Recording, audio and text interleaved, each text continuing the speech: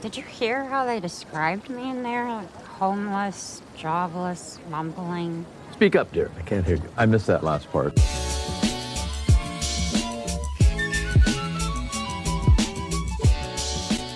What is happening, folks? Welcome to another episode of Nerds at Night. I am your host, Blake Money Blake Weather, the world's most okayest detective. And if you're here, you know we're talking all about... I told you I had to come back and do an episode where I'm just reading y'all's comments, but what I also wanted to do is I rewatched all the episodes from this season, and there's a few unanswered questions, a few clues, a few things that stood out to me, and even if we don't have answers for them right now, they deserve some attention even if we don't have the answers, and I'm absolutely sure the show is going to reveal more in the next 5 episodes, so let's get right into that right now, and then we'll get right to your comments. Let's talk about the fact the incinerator goes off, meaning presumably Zaz dies, and then moments later, Mabel receives an email from Bev.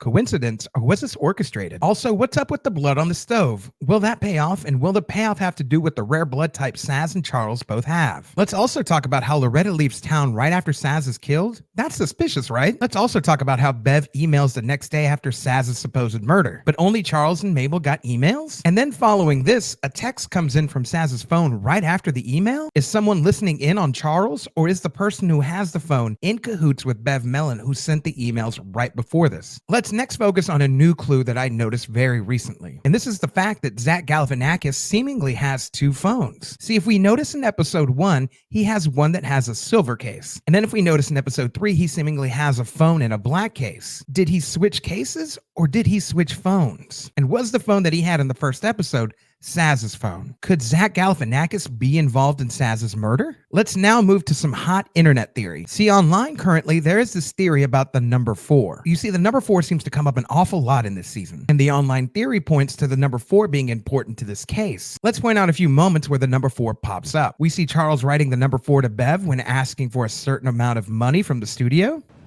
It's just a 4. 4. 4. That's right.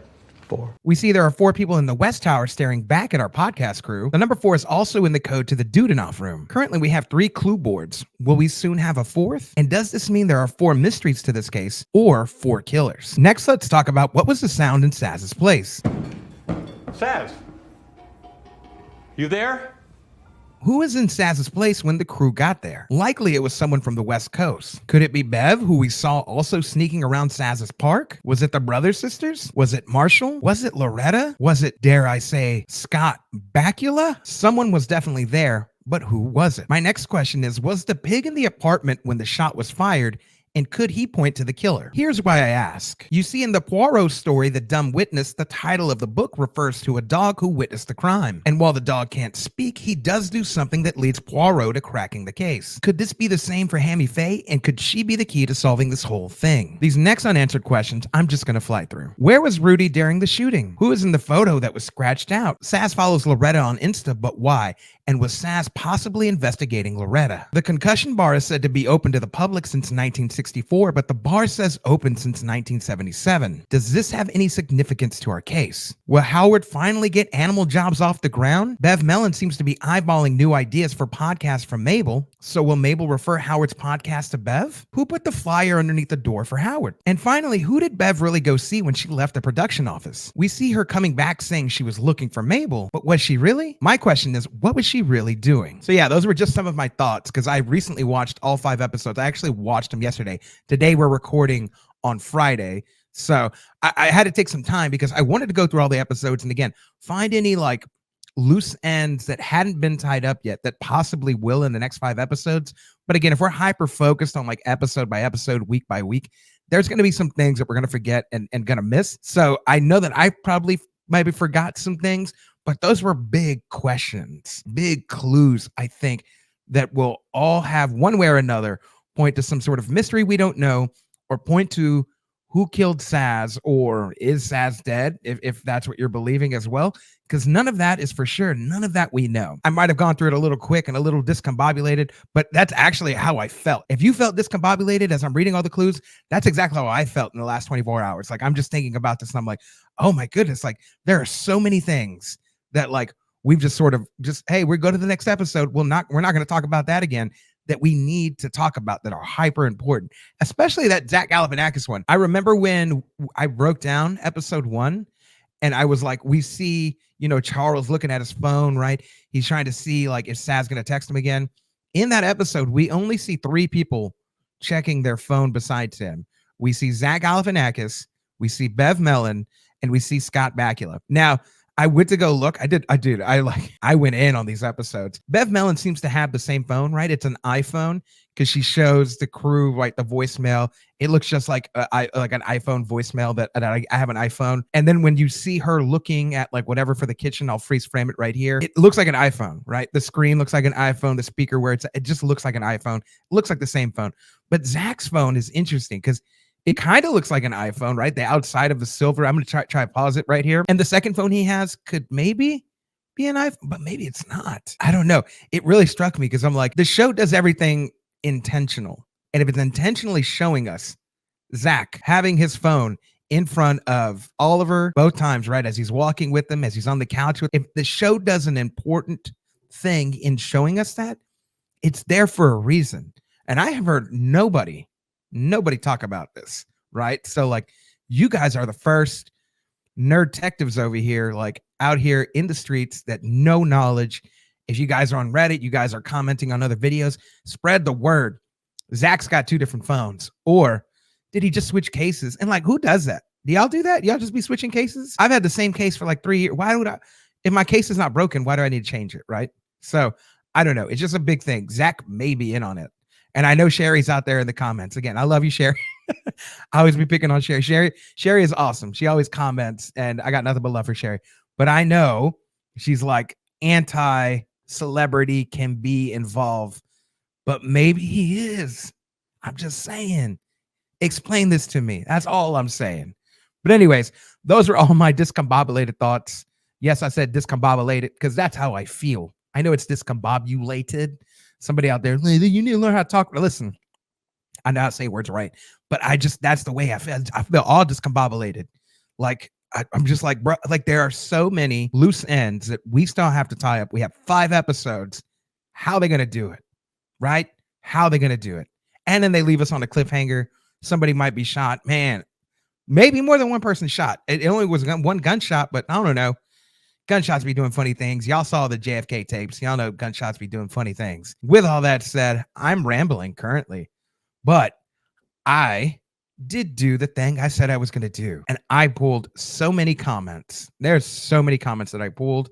I didn't pull them all, but I pulled a shitload, quite honestly. I pulled a whole heck ton. Wherever you're from, like somebody's got a saying, is a shit ton, heck ton, right? I pulled a whole bunch, and I am so excited to read you guys' thoughts, you guys' comments.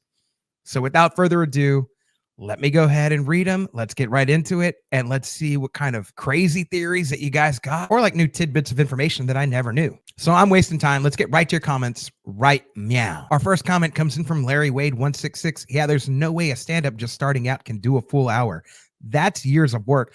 I'm telling you, anybody that I'm sure everybody out there follows a comedian, right? And probably if you're online on YouTube, you probably follow their podcasts, whether it's Joe Rogan, Tom Segura, Bert Kreischer. I'm naming all the Joe Rogan bros because obviously Joe Rogan got me into podcasting, quite honestly. But yeah, Jim Gaffigan. Who else? Ari Shaffir. That's another Rogan bro. There are other ones out there, right? Andrew Santino, whoever you want to listen to, right?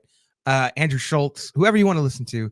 These are big time comedians, and you will hear all the time on their podcast, right? Like, you don't just come out of the gate doing an hour, especially as like amateur level. Like, nobody knows Marshall as a comedian. He's trying it out. An hour for real, bro?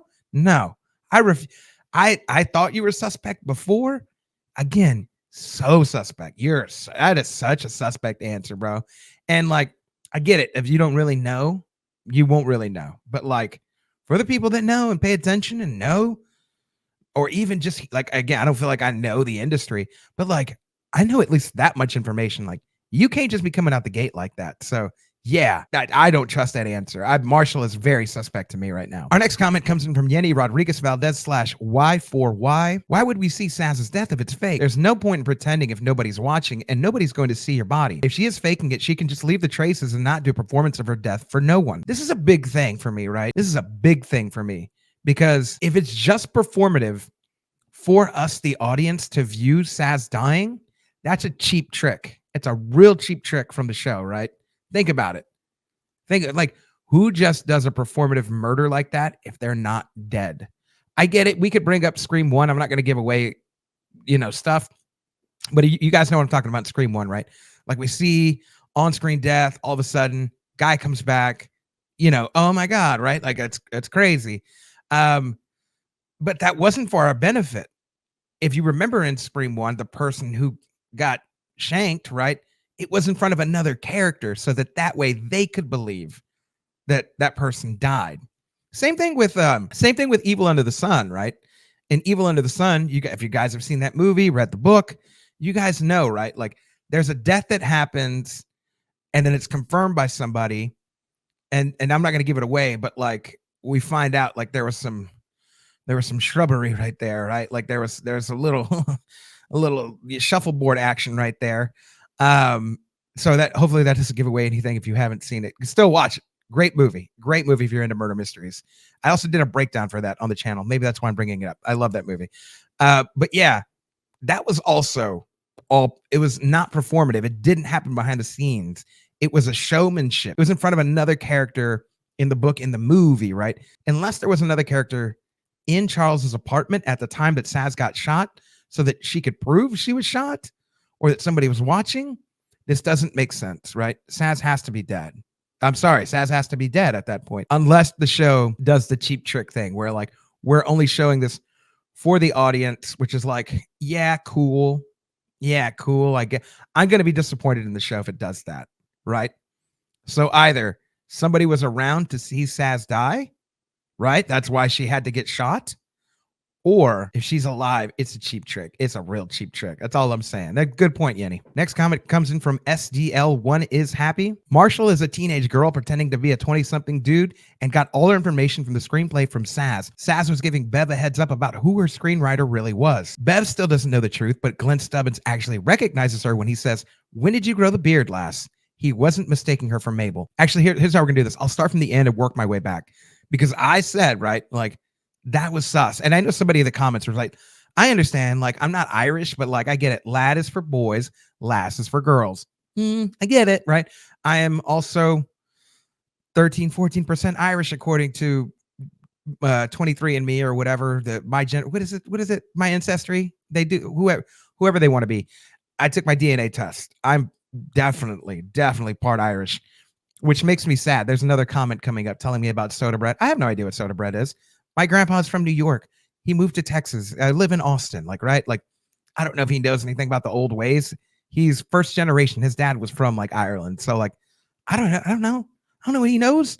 Like, he's still alive, but like, he never talked about no soda bread. Anyways, we'll get to that comment. But all that to say, right? I understand lass and lad, right? I get it. But I mean, it's Glenn. Like, dude's like, he's for sure on meth. He's always stomping invisible rats. Maybe that's a clue later on. I don't really know. But I do think, like, so we're going to keep rewinding it, right? I do think Glenn recognized Marshall. I'm going to stick with this idea. I do think, unless Marshall gets shot in the next episode, and even then he can still recognize him, right? That doesn't mean anything. But I do think this. I do think Glenn recognized Marshall. I do believe this whole thing about Marshall stealing the screenplay from Saz, and that's why Saz was trying to call Bev to be like, yo, homie, I don't know. You got somebody working on the film that's a little... You should go beat them up right now. You should not trust them. Like, I am the one who wrote that. Like, we need to talk. We have to talk. Can't do it over a message, right? You can't just over a voicemail, right? That would be crazy. Be like, hey, I wrote the screenplay. It's this whole dynamic of like, he said, she said, and then maybe Bev knew, and then Bev off Saz, or she's in cahoots with it. I don't know. Done to start to make sense. Isn't the onion peeling, right? Aren't the layers coming off, I don't think, though, he's a teenage girl pretending to be a 20-something-year-old dude. I heard that a lot online, right? Like, he like switched sexes or something. I don't think that. I think he's just a poser, right? He's like, you ever seen the movie Talented Mr. Ripley? You ever seen that movie where it has Matt Damon and I believe it's Jude Law? Somebody correct me in the comments. And Gwyneth Paltrow's in there, Philip Seymour Hoffman. I think it came out like 97, 98, something like that. Double check this online. But I mean, it's in the trailer. This is what I'm about to say is in the trailer. Anyways, Matt Damon replaces Dickie, right? And who is Jude Law's character. He kills him, and then he starts to become him, right? He starts to like write letters in place of him and like pretend he's him for people that never really met him. And like people like are like, no, you're not, that's not who you are. So then he ends up like killing other people for like recognizing him. So could that be the situation here? Could this be a Talented Mr. Ripley situation? I don't know. But if Marshall is not shot, I'm highly suspecting him that he's the one that's doing some nefarious shit. So all I'm saying, good comment though, STL. Next comment comes in from Blue Penguin 2955. Shout out to Blue Penguin. He's been around. He's been a day one since I was breaking down Death and Other Details. I have a hard time believing the timeline is 12 minutes. Saz leaves for wine while the party is still going strong. All the partygoers leave and they finish the finale of their podcast in 12 minutes. That seems like a stretch, even if Charles started telling one of his antidotes. LOL. Remember I said this? You watched the episode, right? You watched my episode. I clearly said this. And it was even more evident after I watched season 3, episode 10, and then watched the start of season 4, episode 1. And I'll tell you why. So again, I pointed out, Saz comes in. Hey, I need to talk with you. Charles says, I'm going to go get some wine. Gets a text from Joy. Doesn't leave. Next cut immediate cut, we see somebody walks into Charles' apartment, gets shot. It's Saz. Shortly after that, Howard's like, hey, where's Charles? Charles pops up. Where's Saz? We don't know where Saz is. We see Saz's dead body. End of season, right? The start of the new season, they are literally in Oliver's apartment. There's like half drunken drinks. There's like food out, and Charles is ending the podcast. This would imply that you're going to finish, like, I drink, but you're going to drink all them drinks. I eat, but you're going to eat all that food in less than, let's break down the timeline, right? Let's break down the timeline. The 12-minute timeline. You mean to tell me Saz leaves, makes a call. This is when the timeline is on. Gets shot. When she gets shot, cuts back to the party. They're still wondering where she's at. So we know Saz was shot while they're still downstairs. At least it's implied that way. So that's already like 2-3 minutes. Then these guys got to take the elevator, wait for the elevator, go up to Oliver's, go set up the stuff, eat food, drink, and record like some podcast stuff. This doesn't make it. Even without the food and drink, they only had like 5 minutes in this scenario to record. So unless they're just recording that monologue, which if you notice at the beginning of episode 4, it's Charles talking, right? As you see the old, Selena Gomez footage and Martin Short and Steve Martin footage from them when they were younger, right? That whole monologue goes on for like 3 or 4 minutes. And then, it cuts into the episode and then the lights go off, right? So that means they were already recording for like 3 or 4 minutes. So you mean to tell me they were sipping some sippies? They had a couple cups of sippies. They had some food in 1 minute and then started recording, got it right on the first take. This doesn't make any sense. This doesn't make any sense. It makes 0 sense. And then the incinerator comes on 11:19. Doesn't make no sense. I am sorry. It's a huge stretch. And this is a big problem with the show. This just needs to be fixed. It needs to be fixed, or unless they're going to solve it in the next 5 episodes. But we now know this is a big problem. Somebody got the time down wrong somewhere along the there is some messed up time along the line, because it could not be 12 minutes. It would have to be like an hour 12, right? Like, come on now. Good comment, Blue Penguin. Good comment. Thank you for listening. Next comment comes from Addy0302. I think Glenn was shot, probably not fatally, since they brought back Paul Rudd for this. It keeps the motive ambiguous. Could be somebody from the movie, could be somebody from Concussions, could be somebody trying to target the main trio, or could be somebody trying to hide their identity because he saw it, right? That would be Marshall. If he's shot, it's Marshall. Guaranteed it's Marshall. Or somebody that's connected. Regardless, he might not have shot him, He's involved in it though. If Glenn is shot, Marshall is a part of this. Guaranteed. Has to be that way. So yeah, I don't think it's anybody from concussions. I do think it would be Marshall being like, shit, you recognized me. You gotta go. I'm gonna talented Mr. Ripley the situation. I'm a Matt Damon the situation. Good comment. Next comment comes in from Amy S79. The team or Detective Williams better check the alibis of Bev and Marshall. If Bev was in LA when she got the call from Saz at 11:07, that would be 2:07 in NY. No. No. I feel like I got this comment a lot right. Like, isn't it funny? Like, is it 11:07 this time? It would be 2:07. No. I want anybody out there, if you live close to a time zone line, or the next time, if you're traveling during this show, like across to a different time zone, do me a favor. Do me a big favor. Make sure you have location settings turned on your phone. If you don't believe in that, I get it, right? Like, I don't want nobody tracking me, but I have mine on. And so the company I work for is based in Atlanta. In my day job, I have a day job. That's why it takes so long sometimes. Like, I don't do this full time. We're trying to get there. We are very much progressing to where one day I can full time this, and that would be great. But for the meantime, I work for a company. It's based in Atlanta. I live in Austin, Texas. So I'm in Central Time, right? When I go there, I'm in East Coast time, right? Eastern Standard Time, however you want to say it. So when I look at my phone switches, like even when I land, like, right, my phone switches to an hour ahead. All my messages switch to an hour ahead. All my phone calls switch to an hour ahead. All my voicemails switch to an hour ahead, right? The phone calls are not based on where you were. They are based on where you're, like, the time that's reflected in your calls, in your messages, is not based on when you got it, when you were in a different time zone. It is reflective of the time zone that you were in. Hopefully that makes sense, right? Basically like this, right? You get a message before you leave to a new time zone. Say it's 5:07 when you get a text message before you leave, and you're my time, right? Central Time.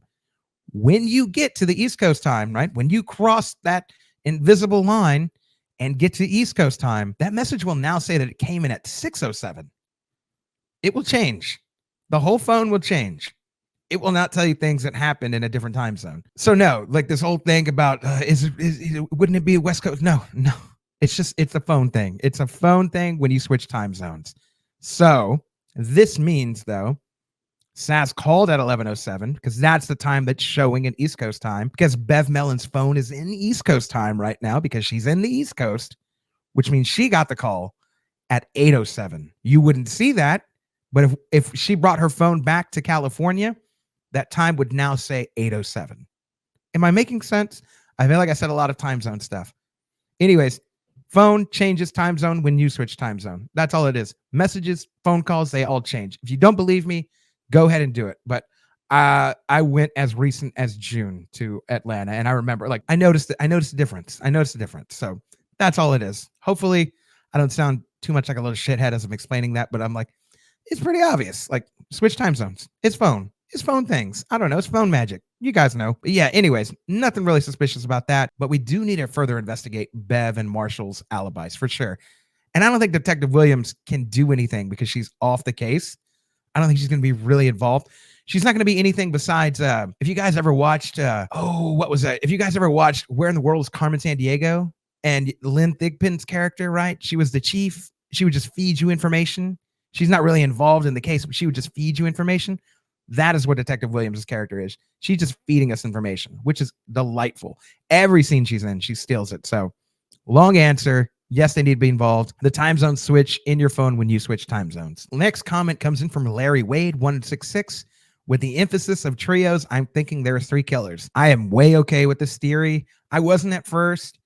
I feel like 3 is stretching it, but like, yeah, could be. I think 4 was going to be stretching it, right? And talking about the whole 4 theory or the 4, I think that's, brother man, that's a lot. They got a lot of moving players, but I'd be comfortable with 3. It would make sense with 3, right? Let's think about this: shooter, mover, cleaner, or shooter, 2 movers, 2 cleaners, right? Like, regardless, you got somebody over here, 1-2 people over here. Makes sense. That absolutely makes sense. Or get this: shooter, mover, orchestrator. That we just solved the case. There's 3 people involved. I would definitely be okay. I knew for sure there was 2 people involved since day one. The bigger this case gets, 3 people is sounding good. That's a good comment. Next comment comes in from Shady Pines 2. Irish person here. Paul Rudd's Irish accent is not good. Why? Like so many actors, he adapts a Hollywood generic Irish accent and doesn't even get that right. There are a lot of different accents in Ireland. If he'd picked one and committed to it, I would have found the character more convincing. Then again, it could turn out he's a fraud, in which case the joke's on me. Speaking of frauds, I'm with the Marshall theory. I find him highly suspect. Yeah, let's get into. I told Shady Pines I had a story about this a few weeks ago. Yeah, it was the beginning of the month actually. It was one of my best friend's birthdays. We went out, we had some food, and then we went out to go grab some drinks. And I live in Austin. Like, there's some places we've been to all the places. There was like a place we wanted to go, had to have reservations. We live in that town. Like, it's almost turning into LA sometimes. I've lived here all my life, so I'm not complaining about stuff and being like, but I've only lived here 5 years. No, I've lived here all my life. Anyways, I say all that because we ended up at an Irish pub called Kelly's Pub. It's in Austin, Texas. Look it up. It's a fantastic place. They hire real Irish people. It's so fantastic. Speaking of authentic, am I right? Great Irish place. We just had some beers, but our bartender was named James. And he said he was from the southern part of Ireland. Then I met 2 other cats named John and Thomas, and they were from Northern Ireland. And as I was listening to them, I was like, oh, you're not from where he's from, right? Like, and he's like, why do you say that? And I'm like, you just have 2 different accents. And I'll say this. So like, I'm big on combat sports. I love combat sports. Obviously, Conor McGregor was a fan before he turned into a little shithead. I'm a big boxing fan. And there's a boxer named Carl Frampton, and he's from North Ireland. And I hear him commentating on fights a lot, especially ones that take place in the UK. He's always like commentating, and he's from North Ireland. And I recognized John and Thomas's accent sounded really similar to that. And so I was like, they're like, well, where would we be from? Like, where would you guess? And I'm like, you guys have a more northern accent. And he already said he's from South Ireland. And they're like, that's right. I'm impressed. And I'm like, yeah, freaking Carl Frampton, right? So I get exposed to a lot of accents just through combat sports, naturally. So I totally hear this, right? Like, as he said, he is an Irish person. Shady Pines is an Irish person. And he's like, he mixed the accents, right? There are distinct differences in enunciations and in like just little pauses and breaks. You hang out long enough, you notice the dialects are just slightly different. And yeah, so shout outs to Shady Pines. He's actually calling out some real facts here as somebody that's representing for his people. So shout outs to you, man. Shout outs to Ireland. And also with the Marshall theory, I'm glad you're on board because he is definitely highly suspicious for sure. Next comment comes in from Amy S79. Soda bread is an Irish thing. Remember, I was just talking about this. Didn't know that. I didn't know that. I thought he was like saying sourdough bread, but like saying it really fast or something. Again, bad Irish accent, right? Is it my fault for not understanding just that little tidbit? But yeah, I had to look this up. It's soda bread is made with a whole bunch of baking soda instead of like yeast. So it looks really good. You put a little butter on it and have a little cafecito, a little coffee with it. Ooh, that sounds good. That sounds like a good little smack. Good little breakfast right there. I had no idea. Hey, the things you learn because of TV. Am I right? This comment comes in from Pete LaBelle. He says, Howard is sus. He's always been there in the background, just like a butler in Agatha Christie murders. You're not wrong. Hey, you're not wrong. He has always been there. I do think he is going to be, whatever last season that they have of Only Murders is going to be traced to him. Gots to be. He's got to be a mastermind. He's got to be some sort of, I'll be hearing, who is Matt and Jess? Y'all watch, if y'all watch my show, y'all probably watch them, right? They do the Only Murders coverage. They cool. They cool. It's 2 white people. They cool, right? It's like chicken. It's like chicken. It's like white people chicken, right? Like it's satiating for a little bit, but you need a little herbs and flavor in there. And I think that's why y'all come over here. We do a little something a little different. Hey, you can like KFC, but sometimes you come to Popeyes. That's all I'm saying. Sometimes you come to churches. Sometimes you go to whatever other chicken place has flavor. I don't know. I'm just Golden Chick, Chick-fil-A, whatever chicken place you have. Canes. Do you have Canes? I don't like Canes. But we're about to fight, right? Somebody's about to fight me in the comments. Don't like Canes. They without the sauce, are they really good? All I'm saying. Um, all that to say, they brought up the fact that he's a Moriarty character. They're not wrong. They're not wrong. Like they be bringing up some really good points. I pay attention. I pay attention to a lot of people, probably like 10 different channels that do Only Murders drops. Because a lot of them come out either right before or right after I drop. And there's some people that need more attention. Like check out my comment. Forget homegirl's name. She's awesome. She lives in Portugal. She has some of the best theories. There's some channels like that. Ivan Montero, go look him up. He does some fun, like very theatrical but fun breakdowns for Only Murders. There's some people with not enough views that deserve way more attention than some. Double P though, Double P Media, man, that dude is so good. That dude needs a little flair. I could tell he a white dude, right? I'm not white. I'm Mexican, so don't be. I look white. I'm a chameleon. I blend in with my surroundings. But that dude is top-notch delivery right there. All that to say, yes, Howard is a mastermind. I don't think this is the season that we point a finger to him, though. This ain't it.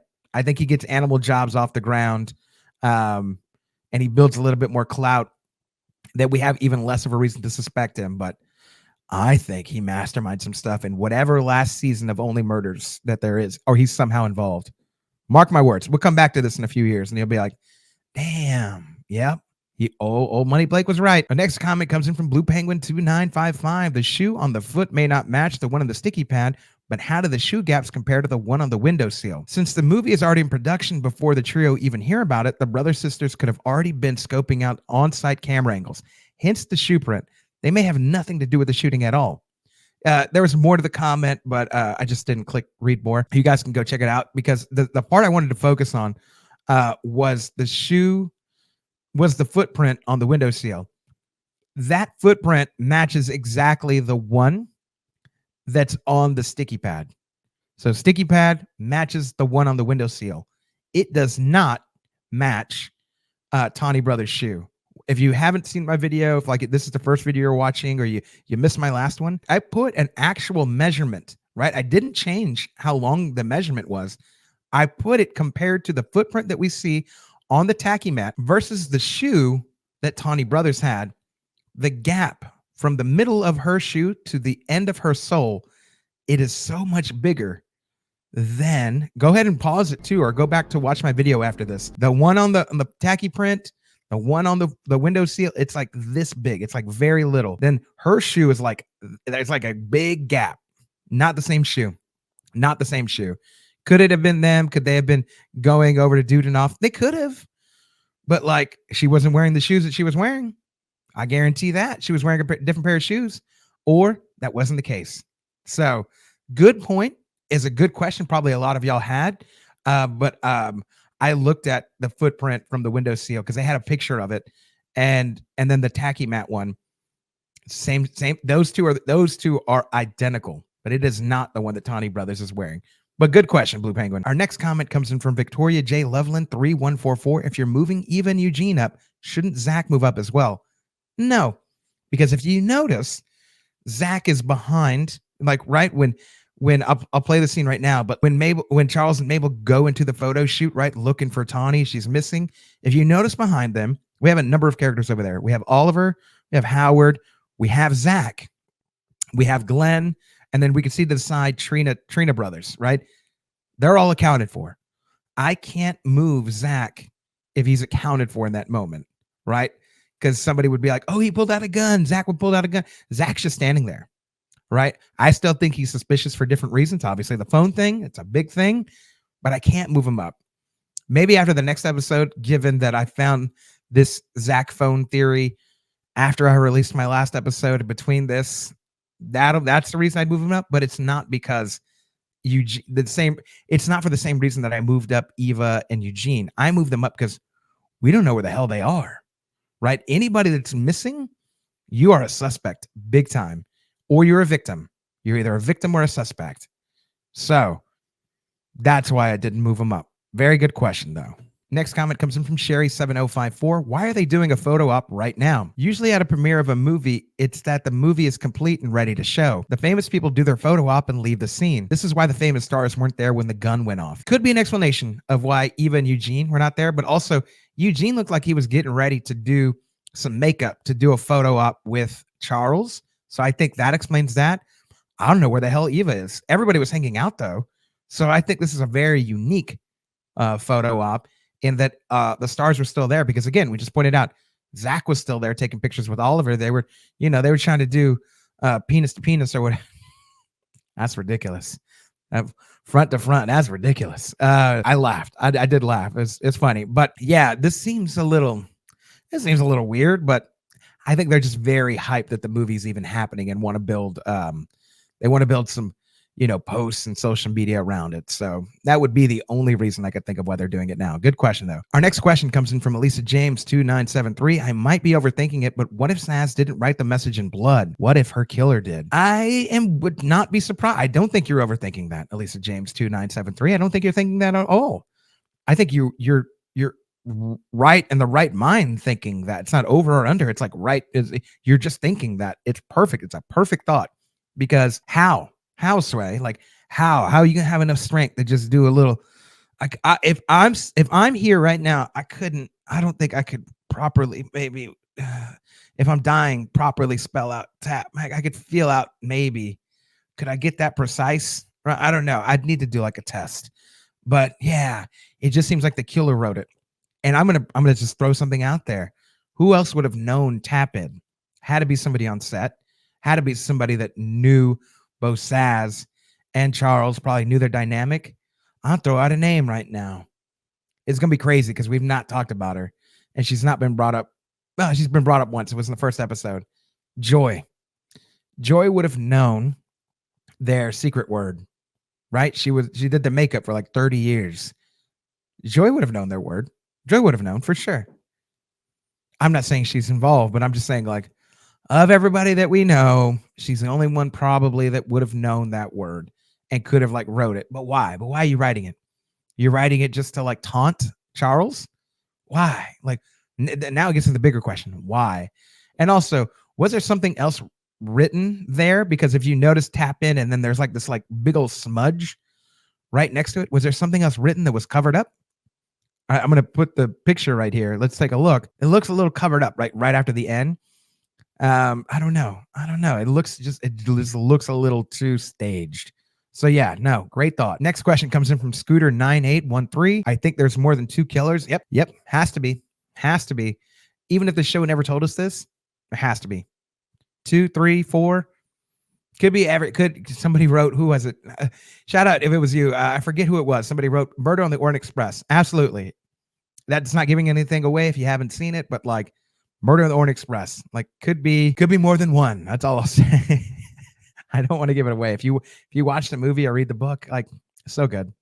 Our next comment comes in from Teststeel7293. Could the M and M Dudenoff be Dr. Maggie? I mean, it could be. The only thing that points me to it not being a girl, it could be. I'm not saying it's not because we don't know. Maggie Dudenoff. Whoa, wouldn't that be wild? That would be wild if everybody's saying it's a he, but really the whole time it's a she. Detective Williams says it's a he. Is that based on information that like she's done research on? Or is that just based on the neighbors' accounts and they're being like, yo, Dudenoff, dude? Because all they say is like, Professor Dudenoff. That's all they say. And like old Glenn said, you can't just get the title of doctor. Like they don't just give those things away. Professors could be doctors. That's all I'm saying. It's actually a good point. I still think it's a male, but if it is, not surprised. We talked about it. I'm not surprised at all. Very good question right there, Tess. Next comment comes in from Julia Bethany, and I'm going to read the last part because this may connect us to where we're going with the rest of the season. It doesn't really make sense for anyone invested in the movie to try and kill Charles before getting his life rights. It must be way harder to get those through a trust or a state. The movie production would have been way delayed, right? Well, I'm so glad that you asked because who do we know that we meet in this season? We meet Charles's sister.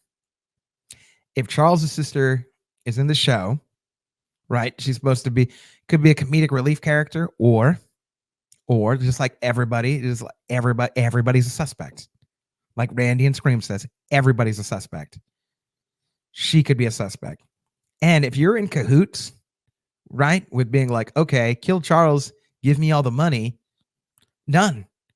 You're not having to wait too long. You're just, all you're doing is waiting for a dead body, right? If you're signing up to be like, I'm going to kill my brother, take all this money, greed is a motive, right? Like greed, anger, love, right? Revenge. Those are all motives, always in murder mysteries. Why does she hate her brother? I don't know. I'm spitballing right now, but I'm just letting you know. I wanted to read this because we haven't met a sister yet. And I think what's going to happen, based on like, if you see the trailer, whatever, they're looking for a hideout. They're looking for a safe place. And they're still in the outfits that they were in during the photo shoot. So if the next episode is a documentary style episode and it's through the lens of the sister brothers, then that means that we'll meet Melissa McCarthy's character who plays Charles's sister in episode 7. If that's the case, I said it first here. That's all I'm saying. But yeah, they're all in the same getups. They're all in the same getups that they wore from the photo shoot, which means they went straight from the photo shoot down to Charles's sisters. And exactly in the trailer, they're like, we need a place to hide out. Because they busting caps. They climbing in your window. They snatching your people up. I need to hide your kids, hide your wife. You know what I mean? Like, that's what's happening out here. It would be hard. It would normally be hard unless somebody was in on it, which means the sister could be in on it. That could be the fourth. Could be the sister, could be Bev, could be Marshall, could be a brother, sister, could be somebody in the West, right? Like the West Arconia. I mean, the Westie could be a Westie, right? That's 4 people. Maybe that's the 4 that we've been talking about. I don't know, but just hypothetically spitballing here. It's a great question, but that's the reason that somebody would be interested in his life rights. Be like, oh, I could just sign him off and make the money. It's easy peasy. Great question. Our next comment comes in from Jonathan 4-H3M. I also think it was Bev's double in the shed and at the apartment, because when Bev walked out, she said, I have to go look for somebody, but she saw Mabel and she came back up and said, oh, Mabel, I just went looking for you, even though she had just seen her. So if you watch the scene, she didn't just see her, because Charles and Mabel walk into the apartment, like deep into the apartment. Bev comes out of like a little side place, sees Oliver and starts talking with him. She doesn't see Charles and Mabel. She didn't know, hypothetically, right? If we're taking Bev's side, she didn't see it. We didn't see them make eye contact. We didn't see that she saw them. She literally faced Oliver, literally went to the elevator. That was it, right? Maybe she would have seen the back of her. I don't know, right? Like there's a lot of people in there because you have to face this way. Maybe, right? You would have had to. All that to say, that's my Bev defense. She didn't make eye contact. They didn't make any sort of contact, and she didn't see her until Mabel and Charles were out of the scenery. So she didn't just see her. However, double theory is interesting. And I so much wanted this to be true. I so much wanted this to be true. I like rewound the scene where she approaches Oliver and then comes back up from the elevator. And I was like, is she wearing the same wardrobe? Right? Is something different with her hair? Is she wearing the same earrings, same shoes, same getup? It's the same everything. So unless she has like a twin that has the exact same clothes, like that would be wild, right? Maybe she has a stunt double who's wearing makeup. I don't know. I want to believe this. What I do believe is Bev was doing something funky. We just don't know what it was. So yeah, take that for what it's worth. But that's an interesting theory, though, that it could be a Bev double, and then Bev's like, I don't know what the hell you're talking about. I didn't do this thing. I didn't send emails, or we do know she sent emails because she was like, hey, I sent you all the emails. I've been bugging you type thing. So yeah, interesting theory. There may be something to it, and it may not be doubles, but there may be something to it. Our next comment comes in from Chuzzle Witzpack 9126. My theory right now is that Bev hired the brother sisters to kill Saz, and that Saz was living in the empty apartment when she visited New York. There's no logical reason to shoot someone from that far away if you're already planning to move the body. Just shoot from up close and move the body. The only explanation I could think of is they thought Saz would be coming home to an empty apartment, so the shooter was waiting there. The plans changed when Saz went to the party. There's a bit more to the comment. I didn't click read more. My bad. But you get where he's going, right? Like, it's interesting. It's interesting because the brother sisters could still be sus, or one of, like, we see how close both of them are. So if one of them were to betray the other one, we've already built that emotional equity with them, where it would be like, the audacity, right? Like, You betrayed me. You know, like, damn. But it is right. Like, there is no logical reason to shoot somebody from far away if you're planning to move the body, unless they weren't aiming for Saz and they were aiming for Charles, right? And it is about it is about life rights, and it is about getting rid of him. And Saz was just wrong place, wrong time. Maybe just playing devil's advocate, not saying you're wrong, because you make a lot of sense, right? But I don't think Saz was staying there. I don't think Saz was staying at the Dudenoff place. And the reason I don't think she was staying at the Dudenoff place is because she's got like all these notes of like Dudenoff and oh hell. I think she just got all this information from her ham radio, which is why all the notes are in her LA home. I don't think she's visited there. And I don't think that's Saz in the photo. Honestly, the more and more I think about it, the more I went back to rewatch these episodes. I don't think that's Saz. I don't think she lived there. I don't think she really ever met the Westies. I think she just heard all this information from the ham radio, maybe became friends with Helga. She wrote down Helga, so she knows Helga or is familiar with her, at least by name basis. So that would be the hole in this argument. But if I'm wrong, and Saz did live there, then we need some real answers about all this. Like, why not? Why not just wait for her to get back? Unless she never lived there, right? So it's a good theory. It's a good question. We don't have answers to it yet, but I like where you're going with this. Chuzzlewitz Pack 9126. Next comment comes in from Pay Daddy. Honestly, I just want to know what happened to Oliver's heart condition. Is that not a thing anymore? LOL. Love is a cure-all, my friend. Oliver is in love. He has cured all of his conditions, and also he's not addicted to dips anymore. So that's always great, huh? I think that's a simple answer. They just like don't give a shit about Oliver's heart condition anymore. And I think it was mostly onset by anxiety too, right? I think he's just less anxious now. I think he had the anxiety from, doing a play and failing and all that good stuff. So less anxiety. The other 2 seasons, he didn't have it, right? He just was addicted to dips. So he's not addicted to dips anymore. No more heart problems, no more anxiety. The man's living his dream. So shout outs to Oliver. All right, last few comments here. We have Sherry7054. It is very possible the camera team is following the trio with hidden cameras. Therefore, the people producing and directing know where they are and what they're doing at all time. This is a part of the movie, and these famous people coming in is just a joke. So that's funny that you say that, because again, we're going into an episode that is going to be sort of shot from phones and cameras and, like a fake, like mockumentary style type whole setup. So yeah, I mean, that's why Howard was filming. That's why as soon as they walked in, they were like, this is going to be triggering.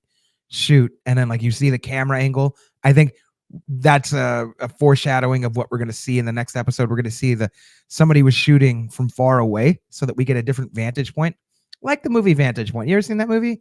Right? Somebody gets shot and then you get like 8 different people's vantage point until you put this murder mystery together. Maybe I should break that one down. If you haven't seen it, it's very good. President goes and visits, somebody gets shot, and like, it's a whole thing. Anyways, it is a murder mystery. That's interesting. But it made me think of that because, yeah, that's what they're going to have all these different camera angles from all these different things. And we're going to see all these different interactions. Maybe we'll see what happened to Eva. Maybe we'll see what happened to Eugene and Marshall's in the background. What's happening with Bev while this photo shoot's going on? We'll see all the things that we're not seeing from the point of view characters that are our podcast trio. So yeah, this is a part of the movie. These famous people just coming in as a joke. Yeah, I mean, if it's all fake and Saz is alive, right? For sure. Good comment there. Next comment comes in from Larry Wade 166. I think the sister is the one we heard getting popped. It's the only play after showing us all they showed us at the cliffhanger. We're supposed to think it's the sisters until we find out. Nope, one was a victim. And if that was a victim, it was because Marshall was around. Like then Marshall did it. Marshall either shoots Glenn or he shoots Tawny Brothers. Like if Marshall's not shot, he is involved or he's the shooter. For sure. Because if you notice, he's just in the background. He's watching what the characters are doing. He can kind of see. He sees when Charles starts to make this epiphany.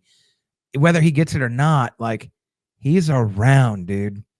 And if he thinks that, like, oh, they think this person is the shooter, bam, done for. They still think the shoes match, yada, yada. We got our killer. Only, oh, we're not going to realize until 2 episodes down. No, she wasn't the killer. The killer's still out there. Oh, no. I don't think that's the case, though. I don't think they figure out who the shooter was. Because, obviously, if Charles and Mabel and Oliver are going to Charles's sister's house, They're in hiding. They don't know who did it. So yeah, no, it's a great point. It could be Tawny Brothers who get shot, and that would send the investigation into a whole new direction. You know what I mean? Yeah, that would make sense. Like my guesses on who got shot are Glenn or Tawny Brothers, quite honestly, or Marshall. If Marshall did get shot, then Bev is involved in this somehow. That's just how it points out. Glenn or Tawny is shot, then it's Marshall. Marshall shot, then it's for sure Bev. That's it. That's all that makes sense to me right now with the information that I have. I said I was not going to do any more comments. I'll do 2 more from last week's episode, just to be fair, right? Next comment comes in from Deanna Locke 997. I keep thinking that we're jumping the gun because we haven't heard back from the police about the findings in the incinerator. Was her DNA found? Overlooking something important. Yes. Again, that was one of my questions, right? Like, what's up with this DNA? Is the blood going to match? But I think you're referring to like DNA in the incinerator. I brought that question up in the episode when they were looking in the incinerator, right? Was it episode 3? Yeah, we haven't heard anything. But the episode that we will hear something will be like 7 or 8, right? Detective Williams will call them and be like, hey, we found the DNA. And it's either going to be, yes, this is Saz, or no, this isn't Saz. And then we'll be like, well, who got murdered and who had parts? This is wild, right? Where is Saz? Where's the body? And then all the people who are like, Saz's still alive, be like, dude, Saz's still alive. And then, you know what? Saz could still be alive. I don't know.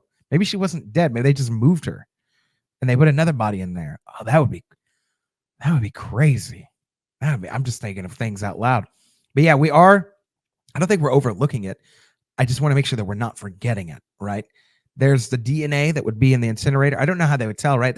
You'd have to have bones. You'd have to have like teeth, right? Or again, you can match the body parts to who received them during their surgery because there's always a part number, right? So you can be able to track that. And then you still have the blood on the stove. We still need to talk about that. So I don't think we're overlooking it. I just think some people are forgetting.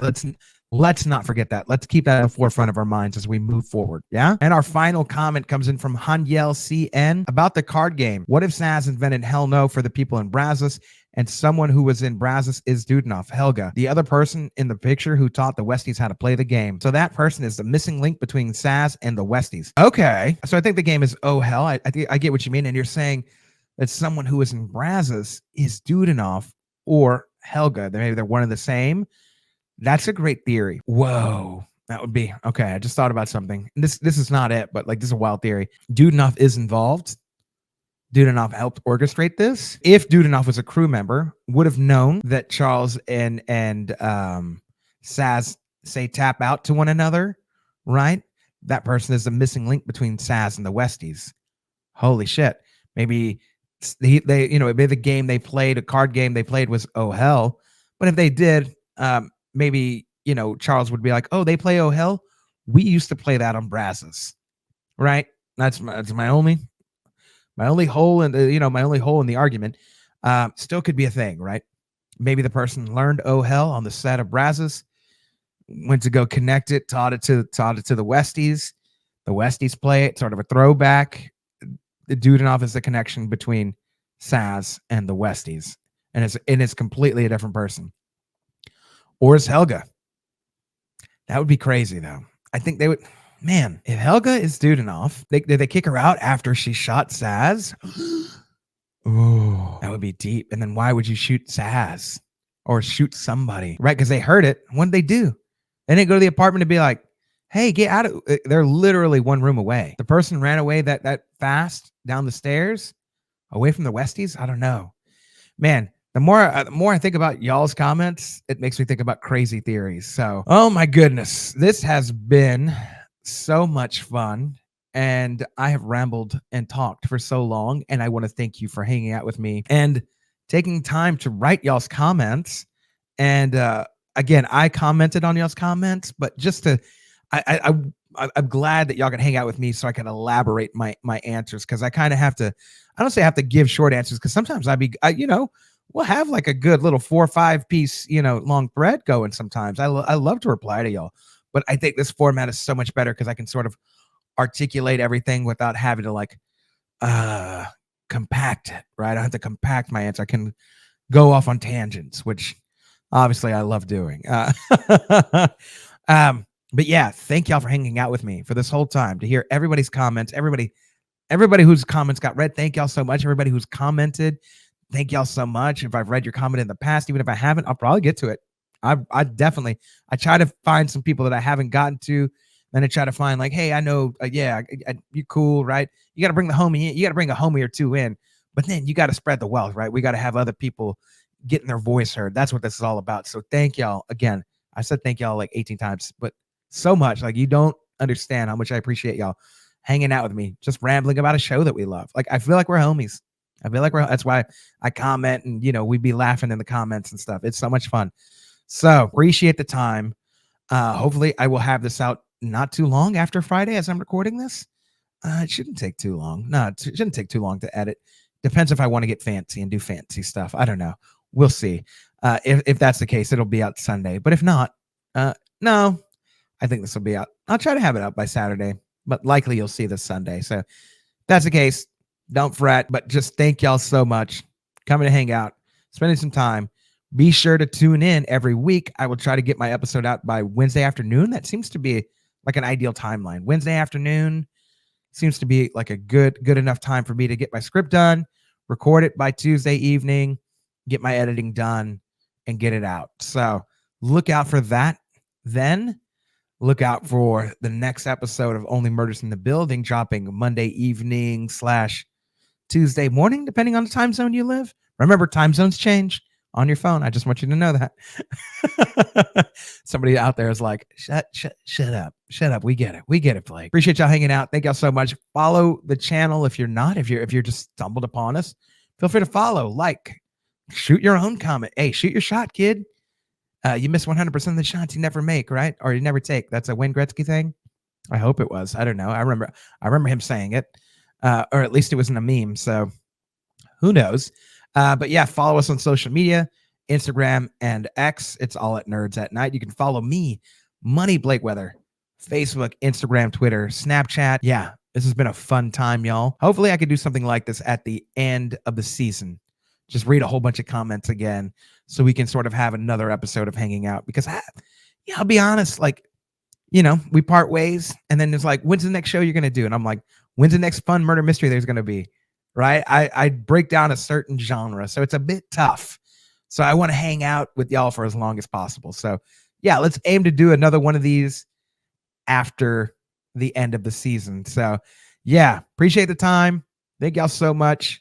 Love y'all. Y'all take care. And again, as usual, whether it's morning, evening, afternoon, whatever time you're listening to this, I do appreciate you. And until the next episode, I will see you. Peace.